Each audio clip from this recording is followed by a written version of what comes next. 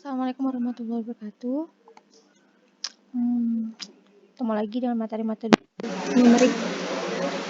Jadi yang sebelumnya Berita belum menjelaskan terkait dengan metode numerik. Jadi seperti diketahui bahwa metode numerik itu merupakan teknik penyelesaian permasalahan yang kemudian dia itu diformulasikan secara matematis dengan menggunakan operasi aritmatik, yaitu dengan pengoperasian tambahan, kurangan, kali, atau dibagi. Jadi metode ini digunakan karena banyaknya permasalahan matematis yang tidak dapat diselesaikan dengan metode analitik, ya. Adapun fungsi dari metode numerik yaitu merupakan suatu teknik untuk memformulasikan masalah matematika sehingga dapat dioperasikan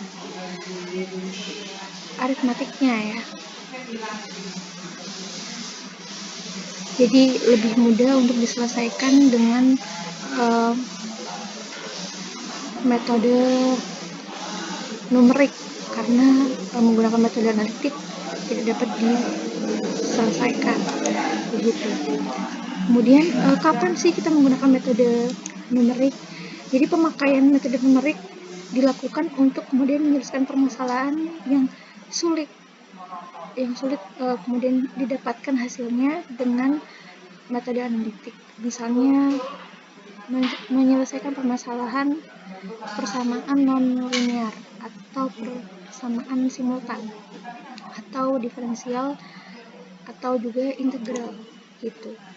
Lalu kenapa metode numerik diperlukan dalam aplikasi engineering? Jadi alasannya menggunakan metode numerik yaitu karena metode numerik sanggup untuk menangani sistem persamaan yang besar, ya, tidak linear, serta geometri yang rumit yang tidak biasa terjadi dalam praktek keteknikan dan seringkali tidak mungkin dapat diselesaikan dengan cara analitis, begitu. Apa yang dimaksud dengan metode analitik sebenarnya? Jadi metode analitik dikenal dengan penyelesaian bentuk matematika dengan metode-metode matematika yang sudah paten, ya. Nah, sedangkan metode numerik merupakan metode penyelesaian permasalahan dari persamaan matematika dengan menggunakan algoritma.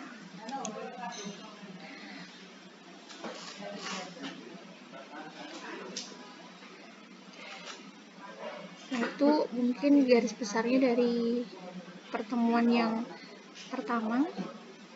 Maka selanjutnya dari berbagai persamaan yang kemudian digunakan dalam metode numerik nantinya ada beberapa jenis kesalahan, ya. Jadi di sini tujuan dari belajar terkait dengan error, mahasiswa dapat mengetahui jenis-jenis kesalahan yang biasa terjadi pada saat menggunakan metode numerik dalam menyelesaikan permasalahan matematis, ya. Kemudian yang kedua, mahasiswa dapat mengetahui kenapa kesalahan tersebut dapat terjadi sehingga kemudian dapat diselesaikan. Nah, ada 5 jenis kesalahan. Pertama, kesalahan bawaan, ada pembulatan, pemotongan absolut, dan relatif.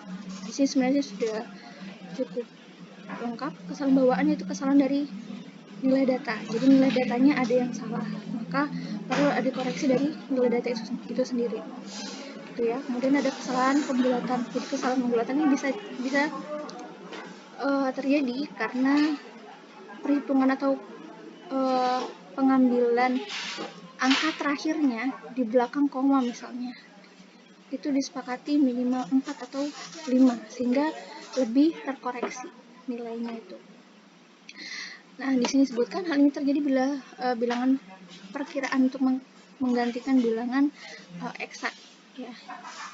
Atau suatu bilangan dibuatkan pada posisi ke n dengan membuat semua angka di sebelah kanan dari posisi tersebut 0. Ini bisa terjadi kesalahan yang sangat fatal.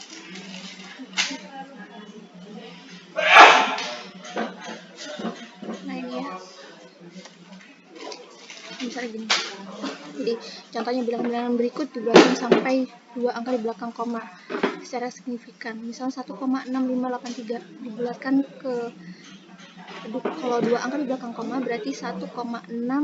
Nah, ini kesalahannya bisa fatal. Kenapa? Karena di sini kan jarak dari 60 ke 58 itu ada dua selisih angka ya. Kemudian misal 30,0567 kita bulatkan jadi 10 ke 56. Nah, ini juga bisa fatal kesalahannya. Maka ini lebih banyak, lebih baik, lebih terkoreksi gitu hasilnya. Begini juga seterusnya. Kemudian ada kesalahan pemotongan. Kesalahan pemotongan terjadi karena tidak dilakukan hitungan sesuai dengan prosedur matematika yang benar. Sebagai contoh, proses tak berhingga diganti dengan proses berhingga. Di dalam matematika, suatu fungsi dapat dipresentasikan dalam bentuk deret tak berhingga. Nah, misalnya begini. Nah, nilai eksak dari E pangkat X diperoleh apabila semua suku dari deret tersebut diperhitungkan. Gitu ya. Nah, ini kan deret dari persamaannya itu kan merupakan persamaan yang sulit untuk kemudian diperhitungkan ya, sampai titik yang terhingga. Nah, apabila diperhitungkan beberapa suku pertama saja, misalnya saya mau ambil di X pangkat 3, karena saya rasa X pangkat 4 dan seterusnya tidak akan terlalu berdampak, tidak akan terlalu berpengaruh pada hasil E pangkat X. Namun nyatanya, pemotongan seperti itu bisa memiliki nilai yang fatal. Gitu. Maka di sini disebutkan, maka hasilnya tidak sama dengan nilai eksak sesuai dengan suku dari deret tersebut ya. Kesalahan karena hanya hitungan beberapa suku pertama saja. Gitu ya. Ini akan dijelaskan lebih dalam pada bab deret type. Kemudian ada kesalahan absolut.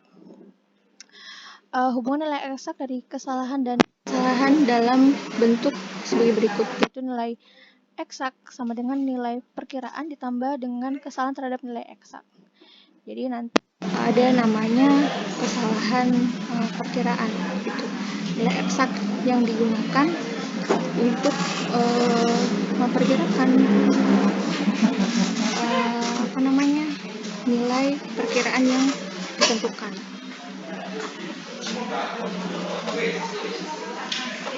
Bisa contohnya ya. Kesalahan 1 cm pada pengukuran panjang pensil akan terasa dibandingkan kesalahan yang sama pada pengukuran panjang jembatan. Nah, ada kesalahan relatif.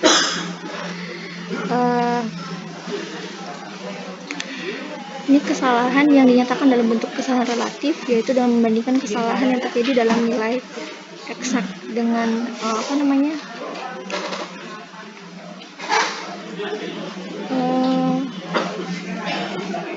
membandingkan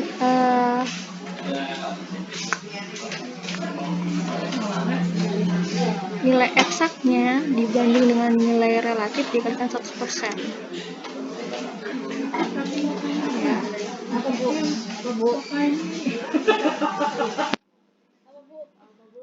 Di sini ternyata didapatkan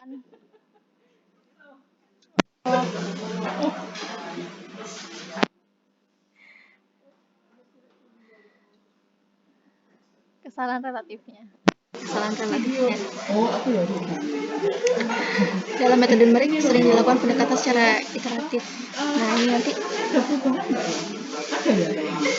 perkiraan pendekatan yang sekarang dibuat berdasarkan perkiraan pada sebelumnya. Jadi kalau ini kesalahan ada perbedaan antara perkiraan sebelumnya dan perkiraan sekarang. Jadi kesalahannya di situ.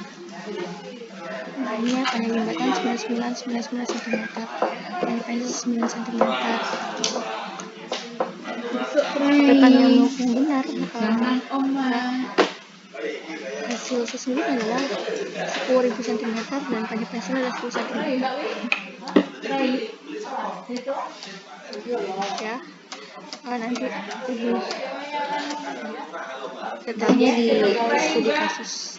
Sampai sini dulu, terima kasih. Assalamualaikum warahmatullahi wabarakatuh.